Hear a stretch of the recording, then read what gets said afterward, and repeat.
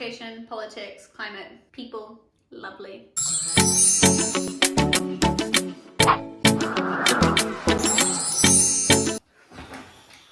I am going to need a drink for this. Maybe a bit more. G'day mate, my name's Margie and I'm an Australian currently living here in America. And for today's video, I've decided to talk about what my first whole year in America has been like. With, of course, the fact being that I moved to America just before the end of 2019. And so I had the awesome first year of 2020 in America. Cheers. Now, I want to try and not make this about the Rona and my experience in America and how that's been handled and everything like that.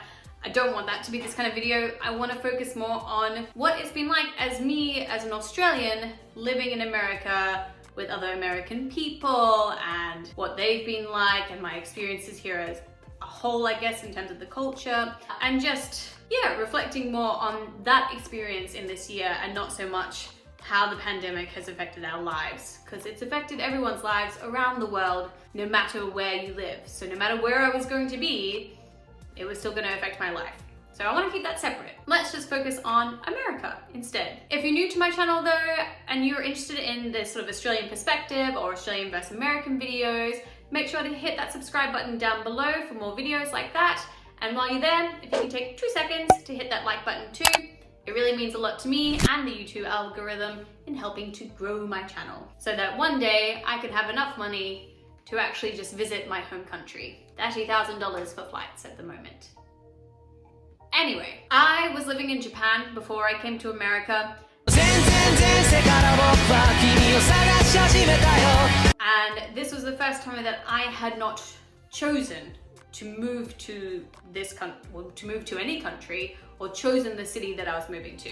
I've been living outside of Australia now for about 6 years. I was working as a tour guide through Southeast Asia and Japan, and then I was sort of traveling and working my way around.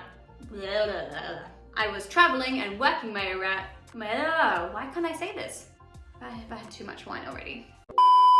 And then after that, I was traveling and working around the UK and Europe before deciding I really missed Japan and that's where I wanted to live. I wanted to live specifically in Hiroshima. I got myself a job there and moved there and had an amazing 4 years there that I absolutely adored. And I met my husband while I was there. We got married, I got pregnant, and he's in the Marine Corps and he got new orders for us to move back to America.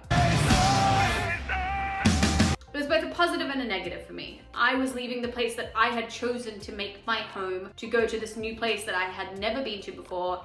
And honestly, America was never really on my list of places to live or go to. I wasn't really that interested in living in another sort of Western culture that was maybe similar to Australia in some ways, but I didn't really have a choice. I wanted us to be a family as well. My husband wasn't able to stay in Japan any longer, so we left. And when we arrived in America, everything seemed fine and peachy keen at the time. I definitely noticed straight away that taxis were more expensive than I was used to. Maybe just like some little things. It was the first time I'd lived in a house again after 6 years. I had been living on the road and living in hotels as a tour guide, and then in Japan I had a teeny tiny apartment that's probably the size of our kitchen and maybe part of our living room. My super empty, beautiful apartment. All gone. No fridge. Bye-bye bathroom. You are amazing. Living in a house again that was big and having an oven again and a car was really, it was like the reverse culture shock sort of thing. Like I had kind of forgotten what was going on. But honestly, probably the biggest thing that really got to me was the social security card or the social security number. For one, I didn't know that the nickname for that was social. So that was awkward the first time someone asked me, oh, what's the last 4 digits of your social? Or what's your social? I'm like, what's a social? And I also have no history. So when we tried to apply to get just the gas set up in our house, the electricity, the water, and they kept asking for our socials and then coming back to us and being like, oh, there's something wrong with your social number.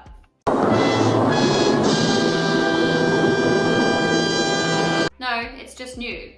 There's no history on it. Please let me have electricity and water.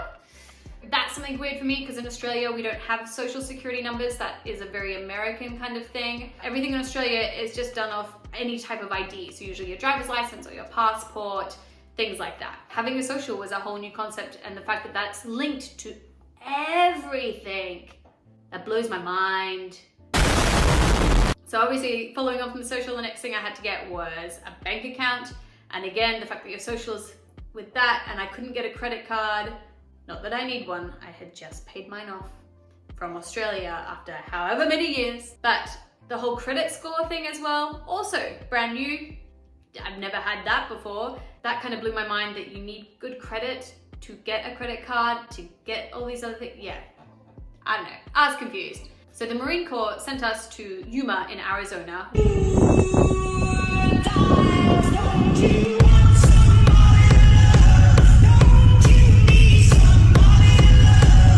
Which is, honestly, reminds me a bit of Australia. It's a very similar temperature in the summer. It's super hot all the time. It's very, like where I grew up, very flat, very kind of desert-like. So it kind of reminded me a little bit of home, to be honest. And that wasn't so bad. I was very pregnant at the time. And so it kind of felt nice to have that little bit of homeness. But at the same time, I was super lonely. I had just left behind all of my friends and who I considered my Japanese family to come to this whole new place where I had no one except for my husband and one really amazing friend who happened to live 2.5 hours away, and a second really amazing friend who happened to live 3 hours away. So I was kind of lucky that at least I had those two girls close by to me. We got to spend Thanksgiving with one of them, which was such an amazing experience. We don't have Thanksgiving in Australia. That's a very like American or Canadian kind of holiday. So that was kind of cool to go and like experience that, but I'm honestly very confused. Like, what is the difference between Thanksgiving and Christmas in terms of like the celebration? Minus the presents, obviously. To me, it was sort of like what we would do on Christmas Eve. It reminded me a lot of. But it was really nice to share that experience with my friends in Phoenix and Arizona and actually get to see a little bit more of Phoenix and learn more about all the different types of cacti that there are. Because there are loads. Following on from that though, like my life in America, it just, I guess, became very American. I ended up gaining a lot more weight living here than I did in Japan, purely because there is a total difference in food, serving sizes, everything like that. So that was not such a great thing. And also me just being stuck at home because we only had one car and with an oven that I hadn't had for 6 years. And me feeling kind of nostalgic for Australia. I just cooked so many Australian things, so that didn't really help out either. But it was kind of nice to have that experience again of having an oven. In terms of like American like shops and stores. Get in, loser, we're going shopping. I think that was something really unique that I got to see was how your malls are set out. Like it's very different to Australia where we had them all just like in one big building, usually like 2 or 3 floors. But here it's like so much more spread out. So I kind of got like a bit confused at first as to where to find things and why it was so spread out as well. But I did enjoy the fact that everything is open super late at night. It's not like that in Australia. But open 7 days a week was also very convenient. In Japan, usually things are still closed on maybe like a Wednesday or they might alternate. The one thing though that I had missed so much living in Japan was breakfast and going out for breakfast. Because that is just not a very Japanese thing to do. I was living in Hiroshima, which is a smaller city. Obviously big cities like Tokyo and Osaka, they have more options. But in my city, yeah, no, there was like 2 breakfast places and they were both Hawaiian because that was your only options. So being able to go out for breakfast again, Australians love their breakfast, man. Give me a smashed avo on toast any day of the week and I am absolutely stoked. Wine break. So yeah, so being able to go out for breakfast again, that was awesome. The food options here are obviously very different to in Australia. Breakfasts here tend to be a lot sweeter, I've noticed. There's more emphasis on like pancakes and syrups and coffee, which you would just never. That is blasphemy in Australia, adding syrups like that to your coffee. Like, no. Starbucks went bankrupt in Australia. And Dunkin' Donuts, fun fact. But so that was a little bit different, like seeing that sort of idea. And also all the chains, just so many chains and not a lot of little local places where we live in America. Obviously other cities are very different, but yeah, I was so shocked about how many different chain restaurants there were And that was something like very new that I hadn't seen in a really long time. And even in Australia, like we have McDonald's, of course, and like Domino's and Pizza Hut and things like that, but nothing like big like Texas Roadhouse or all the different chicken places like Chick-fil-A, like things like that. All the burger places, so many burger chains. That's just something that I hadn't seen in a really, really long time. And then of course there were the American people. And after living in Japan and not used to a lot of contact really, you don't really hug a lot in Japan. 比べて海外の方が距離感とかが近い、キスが挨拶だったりとか。That again was a bit of a reverse culture shock. I needed to make friends. I was living here. I joined a local running group, even though I was super pregnant and couldn't run. But the ladies were so nice and so welcoming. And it was just so lovely to see, like, they were really happy. Like after like the second or third time I went, people gave me a hug and were asking how I was. So that was kind of really nice. Like I had a really great experience with American people. I didn't see any of the crazy people that I'd heard about from the Australian media growing up. I ain't afraid of no fire! I didn't see, you know, people running around with guns everywhere or anything like that. It was just so normal. And if I was younger, I think it would have blew my mind more. But I have spent a lot of my adult life traveling as much as I can.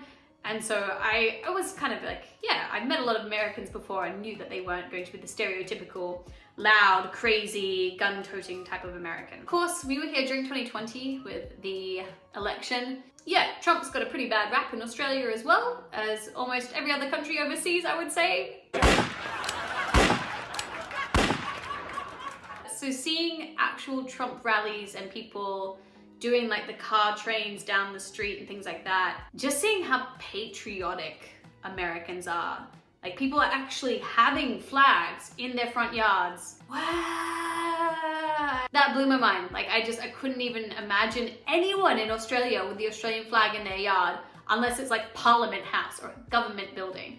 That's something that's very, very different. Like I would like to say that Australians are very like, we are proud of our country, but Americans are like next level, like with the bumper stickers and the flags and the gear and everything. Like that's not something that we would have in Australia. We're not very flashy about that at all. And like our politics system is obviously completely different as well. I'm not going to get into all that. But just for me, seeing that more out there, more in your face kind of politics, I guess, that was really strange and interesting to me. A lot of my friends in Australia would constantly like message me and be like, oh my god, I can't believe this just happened with whatever's going on in the politics at the time, or like this or this or this. They're like, are you okay? Are things all right? Obviously with the pandemic as well, they're like, oh my god, it's going out of control. This is fine. And realistically, a lot of the times we're in a small city. We don't feel a lot of that impact. So to me, I was still just living my everyday life here. And it just didn't feel at all like what I imagined America would be like. I wasn't as scared as I thought I would be. Overall though, the food is definitely a lot different, or very, I guess, Americanized. But where we live, we're very close to the border. So we have a lot of Mexican food, which for me is like amazing. We don't really have Mexicans in Australia, like unless they've immigrated over. So Mexican food is very like, there's like 2 or 3 chains for it, but it's nothing like what it is here. I didn't even know that there was a soft shell version of tacos. No clue. Also, been saying quesadillas and tortillas wrong my whole life. I was pronouncing them with L's when I lived in Australia. What? What the fuck? Which my husband was like, what did you just say? Did you just say quesadilla? I'm like, oh god, what have I done? But the Mexican food, whoo, that is amazing. I would say in Australia, our equivalent would be like Asian or Mediterranean food, which is something I really miss and isn't as popular in this area. It is amazing getting to try those different foods and see some other different cultures here as well. Something else that was really unique, I guess, for me here was hearing people speak 2 languages. So in Australia, you pretty much always hear English everywhere. In Japan, you pretty much always hear Japanese everywhere, unless you're maybe with your foreign friends who only speak English usually. But in America, or especially where we are here, it's bilingual. There's a lot of Mexicans, so there's a lot of Spanish speakers and a lot of English speakers. So honestly, anytime I would go into Walmart or any clothing shop, people were switching all the time between this. I thought that was incredible. I hadn't seen something like that since I had been in Europe and people were switching between their country's tongue and English. So that was something really cool and interesting to see, is just how prevalent people are with speaking both languages, especially around sort of like this border kind of town. I'm sure it's a bit different up north and things like that, but that was such an interesting thing and really sparked my passion for wanting to learn how to speak Spanish. In terms of going out in the nightlife, whoo! Gosh, I wish I was still 21 or 20 or 25 or just, yeah, any of those ages before I had a baby, because maybe then I would know what the nightlife is like here. But I do not. I had a baby in January and I have not been out for a girls' night out or a boys' night out or like any type of night out since. In terms of what the nightlife is like, couldn't tell you, but I have been to America before. I came over here and I met my husband's family and everything like that.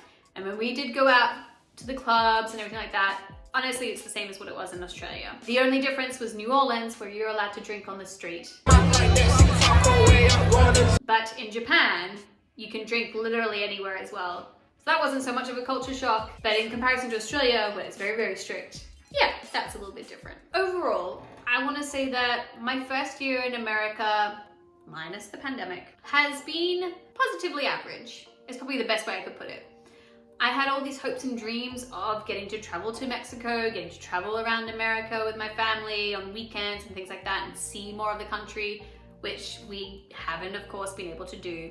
Overall, though, just living in this town and this experience of being in America has felt a lot like Australia, just minus the food and the slang, realistically. I feel like the differences that we see all the time in the media or on social media really are just trying to exaggerate that idea of us being so different, when I feel like we're actually really, really similar, and our lifestyles are also really similar as well. But that's my personal take on it as an Australian living in America at the moment. If you enjoyed watching this video, don't forget to give that a thumbs up as well, and subscribe if you want to see more content like this as well. Mwah! Bye!